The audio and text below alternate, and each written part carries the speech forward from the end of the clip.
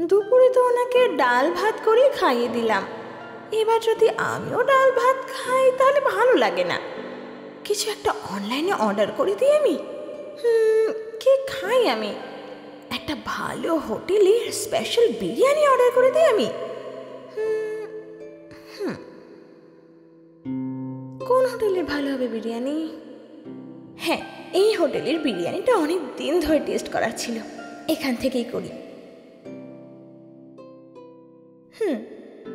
চলো, ভালো হলো, অনেক দিন পর একলা একলা আমি পুরো বিরিয়ানি খেতে পারবো। কে জানে কখন আসবে আর কখন খাবো আমি।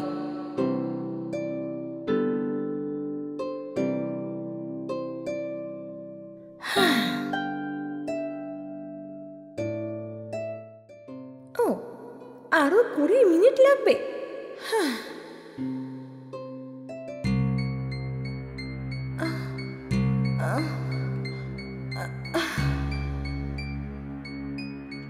Madam, madam, madam,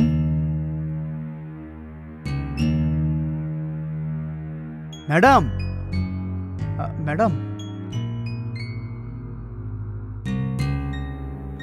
madam, madam, madam, madam.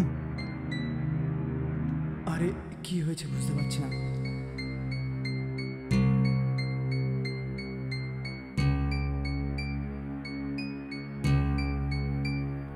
Madam, madam,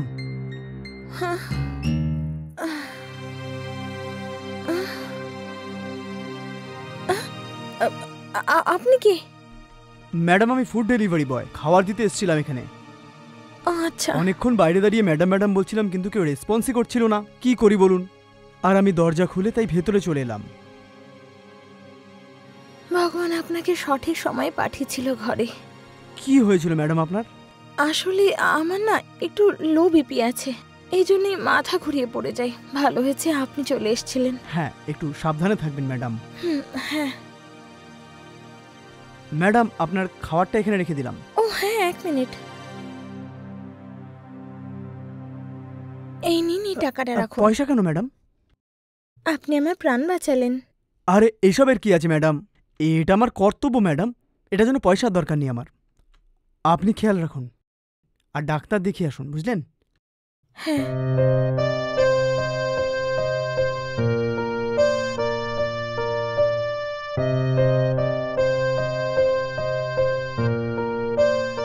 ভগবানের অনেক কৃপা, সঠিক সময়ে ওনাকে পাঠিয়ে দিয়েছিলেন।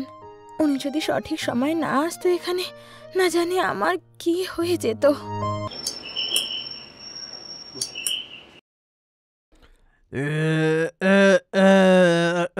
কি হয়েছে তোমার?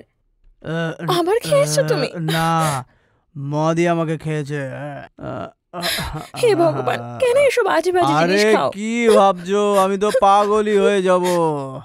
আরে ও বলছে মদ সেদিনই দেবো যেদিন আমি পয়সা দেবো, আর মদ ছাড়া আমার জীবনটা ফাঁকা মনে হয়। জানো, তোমাকে এভাবে দেখে আমার কি কষ্ট হয়। কেন তুমি এভাবে মদ খেয়ে আসো? চুপ করো না, পয়সা দাও, পয়সা দাও, পয়সা। আমি পাগল হবো। তুমি রোজ আমার কাছে এভাবে টাকা চাইলে আমি কোত্থেকে এনে দেব? আমার কাছে এই শরীর ছাড়া আর কি আছে? হ্যাঁ, তোমার বাজে না তো? তোমার গয়নাগুলো বন্ধক রেখে আমাকে পয়সা দাও না, একটু পয়সা দাও।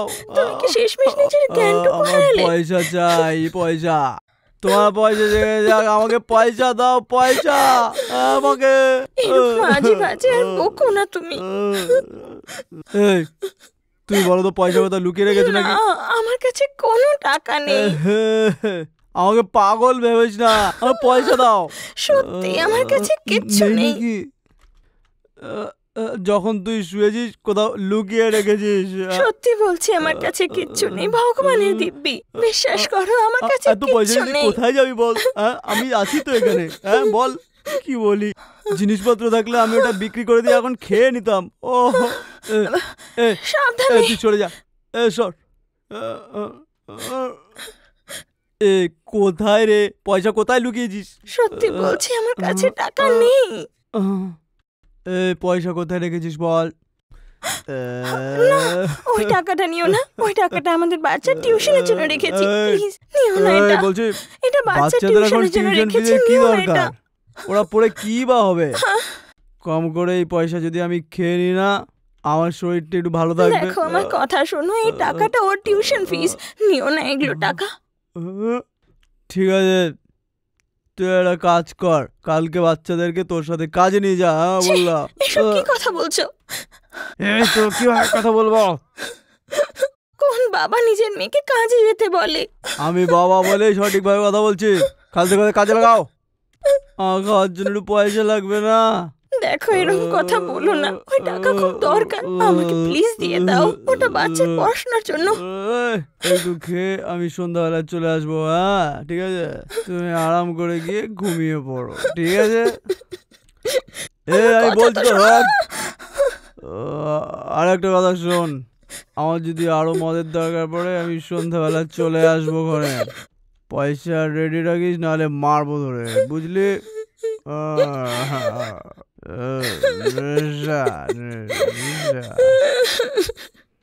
শোনো আমার কথা শোনো, ওই টাকাটা ফেরত দিয়ে দাও আমার, প্লিজ দিয়ে দাও আমার।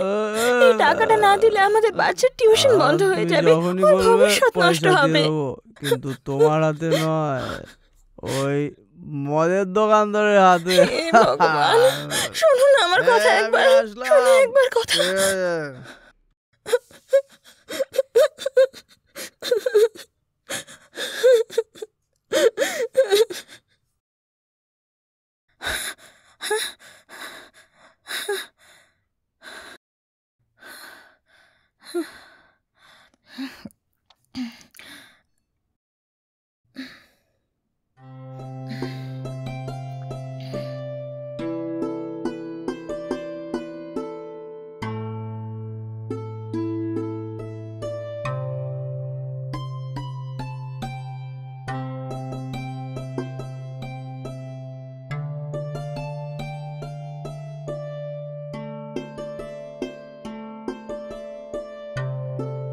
হ্যাঁ বল ছুটকি, কেমন আছিস?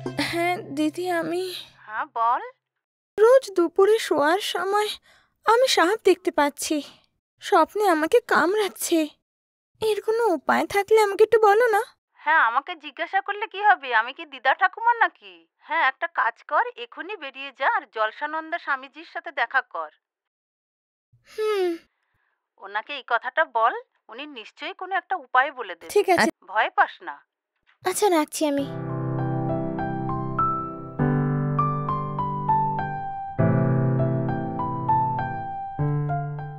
মা, তোমার সমস্যা কোথায়? আসলে স্বামীজি, প্রতিদিন দুপুরবেলা কেন জানি না আমি সাপের স্বপ্ন দেখছি, আর সে আমাকে কামড়াচ্ছে। আমার এতে খুব ভয় করছে স্বামীজি, আমাকে কোনো উপায় বলুন। ঠিক আছে মা, তুমি বসো, আমি দেখে বলছি। আচ্ছা ঠিক আছে বাবা।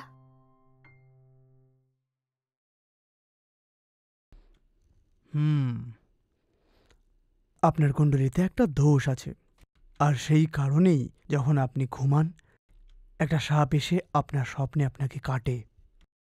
এই দোষ ঠিক করার জন্য কোনো উপায় আছে বাবা? এটার জন্য উপায় আছে, কিন্তু তুমি করতে পারবে কি? হ্যাঁ বাবা, আপনি বলুন, করব। আমি উপায়ের পুজো করার পর 3 বার তোমার জীব তোমার সাপকে গিয়ে দেখাতে হবে, আর এই পুজো করার পরে তোমার সমস্ত দোষ মুক্ত হয়ে যাবে, আর তোমার স্বপ্নে কখনো সাপ আসবে না। সত্যি বাবা? এরপর আর কখনো স্বপ্নে সাপ আসবে না? একদম পাক্কা, একদম আসবে না। ঠিক আছে। আপনার যা দোষ আছে বেরিয়ে যাবে। আচ্ছা বাবা, অনেক ধন্যবাদ। এই নিন। খুশিতে থাকো মা। তবে আমি আসছি বাবা।